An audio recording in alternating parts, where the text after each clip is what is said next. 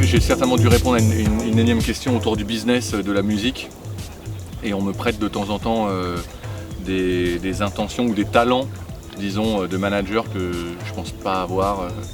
Donc j'ai dû en répondre avec le sourire en disant que j'étais un mauvais gestionnaire. Mais c'est vrai finalement parce que je dirige mon label sans vraiment faire trop de plans sur la comète. D'ailleurs, quand j'ai commencé le label, le premier truc qu'on m'a dit c'est qu'il faut que je fasse un business plan. J'avais aucune idée de ce qu'était qu'un business plan et j'ai évidemment pas fait de business plan.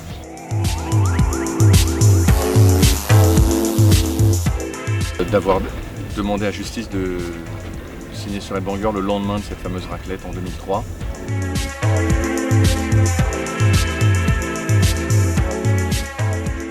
C'est pas un boulet, quoi. Au contraire, c'est fièrement, c'est plus je me sens locomotive. Mais de temps en temps, effectivement, tu es un peu épuisé parce que chacun te demande pas mal d'énergie.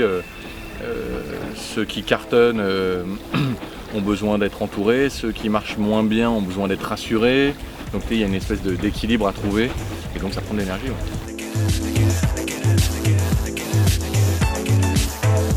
Tout le monde pense qu'être locomotive ou leader, comme tu dis, c'est la place relax, mais effectivement c'est pas aussi facile puisque moi j'ai quelques responsabilités sur les épaules, des responsabilités pas de réussite, mais en tout cas de faire en sorte que mes artistes se sentent bien, se sentent écoutés, se sentent épaulés. Et il y a des fois ça marche, et des fois ça marche moins bien. Et quand ça marche moins bien, c'est toi qui as la responsabilité d'un échec d'un disque ou d'une date qui s'est mal passée ou de choses comme ça. Mais donc c'est là où ça devient un peu ingrat. Et aussi ingrat, mais moi j'ai quoi ingrat, je le sens pas comme ça, mais moi je me sens au service de mes artistes. Mais c'est quelque chose que j'ai appris avec Daft Punk depuis le début. J'étais à leur service et finalement, ce qui peut paraître être ingrat, finalement, moi, c'est des choses qui me remplissent et qui m'ont fait et qui ont fait ce que je suis aujourd'hui.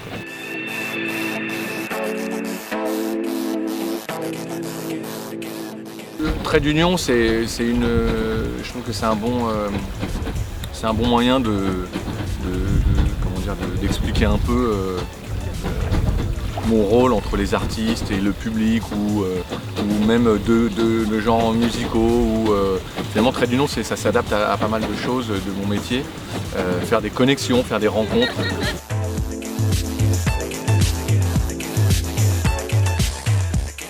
Non, évidemment que non. Mais ça aussi, c'est encore une fois l'école Daft Punk, Cassius, des gens avec qui j'ai travaillé depuis longtemps.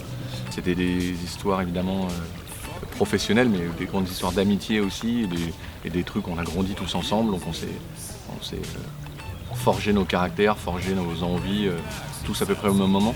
Donc non, signer quelqu'un avec qui je m'entendrais pas, non, c'est carrément impossible, quoi.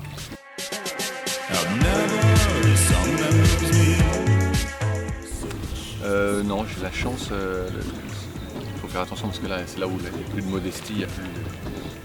Mais non, moi j'ai la chance, justement, je pense que rencontrer des gens comme Rick Rubin, Kanye West, DJ Premier ou Marc Bell ou DJL ou Laurent Garnier, j'ai essayé de te faire quelque chose d'assez large.